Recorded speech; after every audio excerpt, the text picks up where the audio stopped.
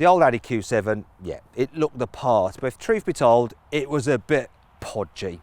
And this new one, it's been on a serious diet. It's actually lost up to 325 kilos. And to put that into perspective, that's more than 4 times what I weigh.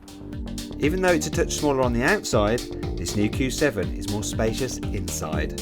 With all 7 seats in place, the boot is as big as you'll find on a Super Mini. Fold them all down, then you could even carry a Super Mini. This Q7 feels really, really spacious here on the inside, and there's actually a few things you need to note. The first is that you get ISOFIX fittings on all of the passenger seats, even those in the rear, and I really like this touch as well. The way Audi is giving you these panelling here, which you can remove for easy access to the ISOFIX fitting bars, so there's no faffing around trying to figure out where they are in between the seats. Really nice and simple. And then there's the actual room itself. Look at this, got loads of headroom. If you look down here, you'll see knee room.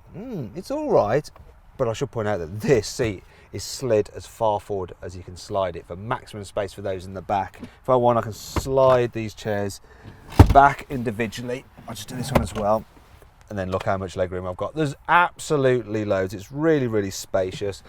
I can also recline my seat quite a way. Now, this middle seat, it is narrower than the 2 outer seats, but because it's a wide vehicle, you can fit 3 abreast. If you look down here, you will notice there's a big hump in the floor.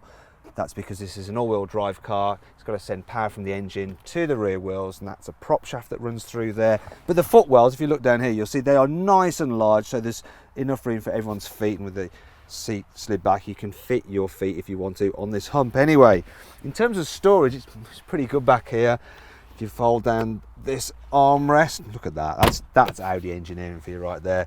You've got a couple of cup holders here, and the side door bins, well, look at this, they can hold a big bottle of water. So do those in the front. Though the other storage spaces are merely acceptable. However, the rest of the cabin is exemplary.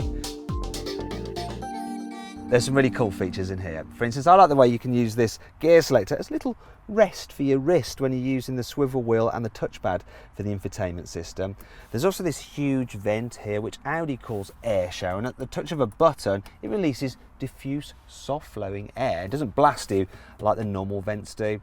Now, as standard, you get parking sensors, which is good on a vehicle this big. You also get a, here we go, pop-up screen, and sat-nav as standard, and it's really high definition, and you can run it with Google Maps. Now, as an option, you can also get Audi's virtual cockpit, and that gives you a full digital display here in front of the driver, and you can scroll through different views, such as for the infotainment system, for your phone, and satellite navigation, and you can even change the look of the dials if you want for a bigger or smaller view. And then there's the internet connectivity. Now, you can connect to the internet, and if I just go here, I can then go on Audi Connect and look at things such as the news and the weather. Now, what's really interesting is that you don't actually have to have a separate SIM card and data plan for the car. You can if you want to, and then you can use the car as a mobile hotspot to connect to other devices. Or you can do it the other way around, and what I'm actually doing is using my phone as a mobile hotspot and bouncing the internet from my data plan into the car, and if you ask me, that's a much better option and cheaper. In the UK from launch, you'll be able to get the Q7 with a choice of 2 3-litre diesels, which do around 47 miles per gallon, and the high power version in this car is what we'd recommend. This engine is just so super smooth. You could be forgiven for thinking that it's running on melted chocolate. It just oozes along, and there's just so much performance as well. 0 to 62 in this big thing, about the same as a VW Golf GTI, which is amazing. Yeah, it's whisper quiet. In fact, the whole car's very quiet. You don't get much tyre noise, you don't get much wind noise at all either, and it's uber comfy.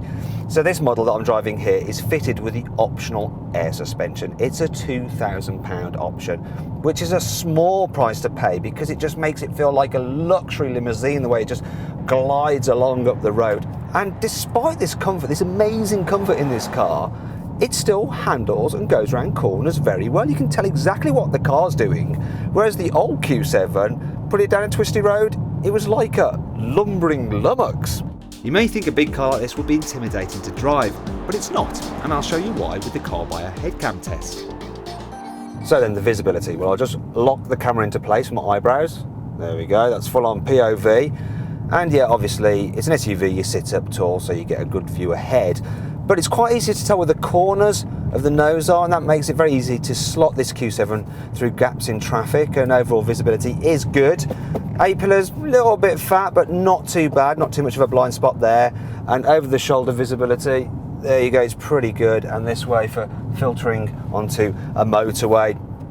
And if you look out the back window, big rear screen, so you get a good view behind you as well. Okay, so that's enough of the head cam test. Let's just have a look at our economy test. So I'll just flick through the menus here and see that this Audi Q7 is returning in the real world an average of 33 miles per gallon. So yeah, not as good as Audi claims. Also, while the Q7 may be billed as an off-roader, it can't match a Land Rover Discovery when it comes to proper hardcore off-roading. Now, most people probably won't care about that, but they might care about this. To get in the back seat, it's a little bit of a palaver, so you fold this down and then you have to hoik this up, and it's a bit heavy at first, but then it does move on its own. Then you tumble it forward, and then to put up the rear seats, you just press these buttons. It's electrically operated. Great if you're lazy. If you're impatient like me, you might find it a little bit slow.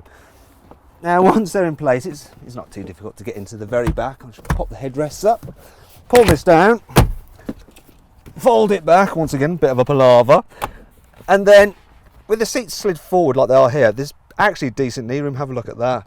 And then headroom, if I sit up straight, yeah, my head is touching, but you know, I'm 179 centimetres, kids will be fine back here. The problem is this though, look, the seat base is quite low to the floor, and that means that you feel that you're sitting with your knees around your ears. It's not going to be that comfortable after a while. And a Volvo XC90, well, first of all, these seats slide forward and backwards to make it easier to get into the back, and you sit slightly higher, so overall in the back it is more comfortable. Finally, there's the Q7's design. The old one had attitude. This new one though doesn't look so much like an SUV as an overweight estate. Overall though, this is a blooming lovely vehicle. The Q7, it's great to drive, it's comfortable, it's luxurious, it's packed full of the latest tech, and it can seat 7 people. I mean, what more do you want?